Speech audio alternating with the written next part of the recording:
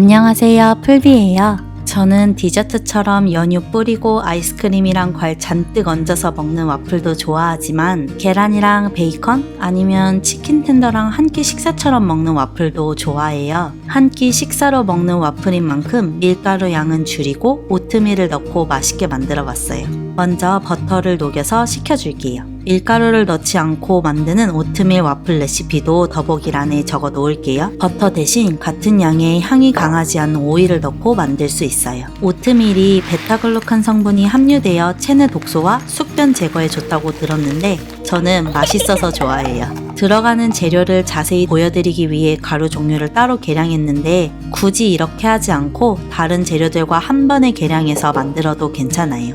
이 약간의 시나몬 가루가 와플을 정말 맛있게 만들어줘요. 따로 계량한 김에 열심히 섞어줄게요. 오트밀 와플은 계량한 다음 믹서기에 넣고 갈아주기만 하면 끝나요.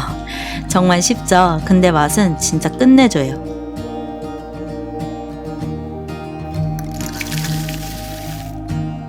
계란을 넣는 대신 우유를 더 많이 넣고 만들 수 있어요. 제가 생각하기에 밖에서 사먹는 와플 맛과 비슷한 와플을 집에서 만들려면 좀 많지 않나 싶은 정도의 설탕을 넣고 바닐라 익스트랙이 꼭 필요해요. 유리병에 든 바닐라 페이스트처럼 향과 맛이 진한 대신 가격이 좀 나가는 것도 있는데 향과 맛은 약하지만 조금 저렴한 바닐라 익스트랙도 있거든요. 저는 코스트코에서 구매했는데 쿠키나 케이크처럼 제과를 좋아하신다면 저렴한 걸로 하나 구매하셔서 사용해 보시는 걸 강추합니다. 적은 양이지만 결과물에 큰 영향을 주는 재료 중 하나라고 생각해요. 오트밀 와플은 반죽을 휴지하지 않고 굽는 시간이 짧기 때문에 오트밀이 물을 흡수해서 부드러워질 시간이 좀 부족해요. 그래서 믹서기에 갈아서 입자를 작게 만들어 주는 건데 만약에 믹서기가 없다면 제가 넣은 우유 양보다 우유를 좀 더 넣어서 묽게 만든 다음 30분 정도 휴지하고 구워 드시면 오트의 식감이 좀 더 부드러울 거예요. 와플 반죽은 시간이 지나면 오트가 수분을 흡수하면서 더 되직해지거든요. 반죽을 다 섞었을 때 영상에서 보이는 것처럼 무겁게 흐르면 딱 맞아요. 너무 되직하면 우유를 더 넣어서 농도를 맞춰주세요. 1단계부터 5단계까지 있는데 4단계에 맞춰주고 구워줄게요. 이 와플 기계 청소하는 게 어려워서 반죽이 넘칠까봐 항상 반죽을 소심하게 넣게 돼요.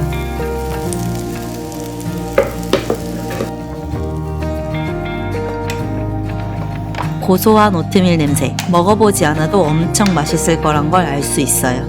오늘 반죽량을 만들면 큰 와플이 2장 정도 나와요. 눅눅해지지 않게 식힌망에서 식혀주세요. 비타믹스 광고에서 봤는데 물을 3분의 1쯤 채우고 세제를 조금 넣고 돌리면 깨끗이 청소가 되더라고요. 와플에 따뜻한 메이플 시럽 얹어 먹으니까 너무 맛있어요. 꼭 만들어 보세요. 이렇게 와플을 만들어서 먹고 달달한 밀크티를 마시러 나갔는데 날씨가 쌀쌀하고 우중충한 것이 따뜻한 수프나 국물이 생각나더라고요.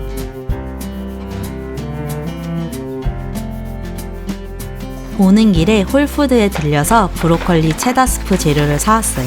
웬만한 재료는 집에 있는 걸로 대체가 되는데 브로콜리랑 샐러리는 항상 있는 재료가 아니라 사왔고 포멜로도 사왔어요. 저는 자몽보다 씁쓸한 맛이 덜한 포멜로가 더 맛있더라고요. 수프가 생각보다 끓이기가 쉽고 만들어 놓으면 아침에 후루룩 먹기 딱 좋아요. 재료는 브로콜리 체다 스프니까 브로콜리는 꼭 필요하고요. 그 다음은 샐러리와 당근인데 샐러리를 넣으면 스프가 더 맛있어지긴 해요. 근데 꼭 넣지 않아도 괜찮아요. 당근과 양파는 꼭꼭 넣어주세요. 마지막으로 진짜 소량의 다진 마늘이 필요해요. 수프를 끓일 때 야채가 익으면서 부서지기 때문에 너무 작게 자르지 않아도 괜찮아요.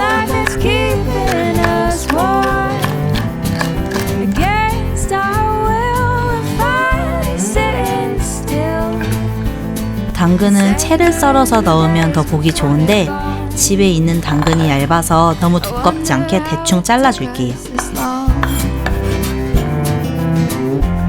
개인적으로 수프를 만들 때 꼭꼭 있어야 한다고 생각하는 양파도 썰어줄게요. 저는 양파를 좋아해서 많이 넣어요. playing games like 브로콜리도 한 입에 먹기 좋은 크기로 잘라줄게요.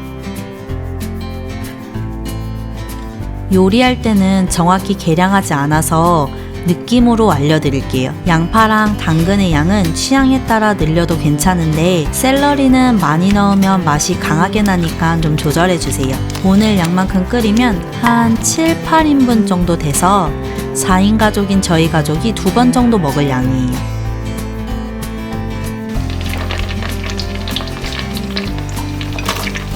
브로콜리를 제외한 야채들을 넣고 양파가 투명해질 때까지 볶아줄게요.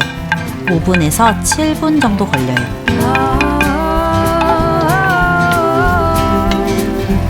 소금과 후추도 적당히 넣어주세요. 근데 가염 버터를 사용할 때는 지금 소금을 넣지 마세요.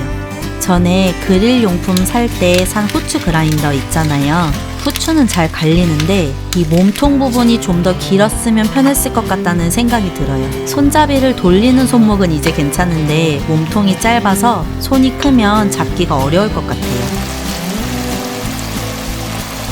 양파가 투명해지면 다진 마늘은 반 수저 정도만 넣고 빠르게 볶아주세요. 다진 마늘이 탈 수 있기 때문에 나중에 넣는 게 편하더라고요.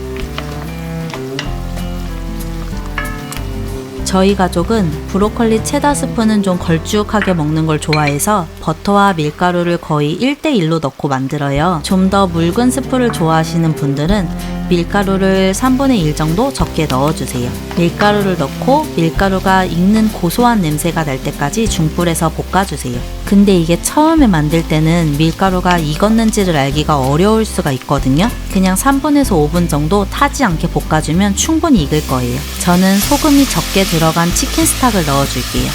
브로콜리를 넣을 걸 계산해서 자작자작하게 넣어주세요. 저는 950ml 팩 넣었어요. 밀가루가 덩어리지지 않게 섞어줄게요.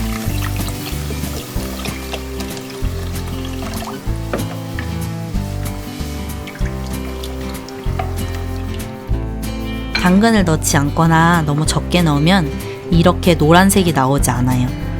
저 예쁜 색깔은 다 당근 기름 때문입니다. 밀가루를 넣어서 점점 걸쭉해질 거예요. 가끔씩 저어주면서 15분 정도 중불에서 끓여줄게요. 뒤에 우유나 크림을 더 넣기 때문에 지금은 원하는 물기보다 좀 더 되직해야 돼요. 당근이 푹 익었으면 브로콜리를 넣고 또 5분 정도 끓여줄게요. 저는 타임 넣는 걸 좋아해서 한 스푼 정도 넣어줄게요. 여기서 브로콜리가 푹 익는 걸 좋아하시면 당근이 반쯤 익었을 때부터 브로콜리를 넣고 끓여주시고 저처럼 살짝 식감이 있는 게 좋으신 분들은 지금 넣는 게 더 좋아요. 브로콜리가 익을 때까지 5분에서 7분 정도 중불에서 끓여줄게요. 이때 먹으면 야채 스프 맛이 나거든요. 저는 좀 더 진하게 만들기 위해 헤비크림을 넣어줄게요. 헤비크림 대신 우유를 넣어도 괜찮아요.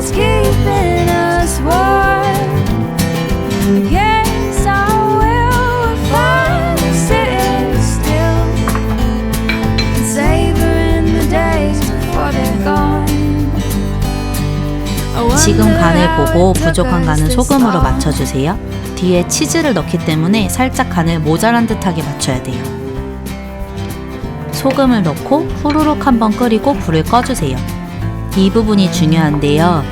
보글보글 끓을 때 치즈를 넣으면 치즈가 풀려서 섞이지 않고 덩어리가 지기 때문에 불을 끄고 수프가 끓지 않을 때 치즈를 넣어주세요. 치즈를 직접 갈아 넣으면 더 맛있지만 저는 갈아서 파는 치즈를 넣었습니다. 저희는 치즈를 듬뿍 넣는 걸 좋아해서 밥 한 공기만큼 넣어줬어요. 한 그릇 먹으면 몸 온도가 쭉 올라가는 브로콜리 체다 스프예요. 오늘도 제 영상을 끝까지 시청해주셔서 감사하고요. 쉽게 만들고 맛있게 드셨으면 좋겠습니다. 우리 그럼 또 봐요.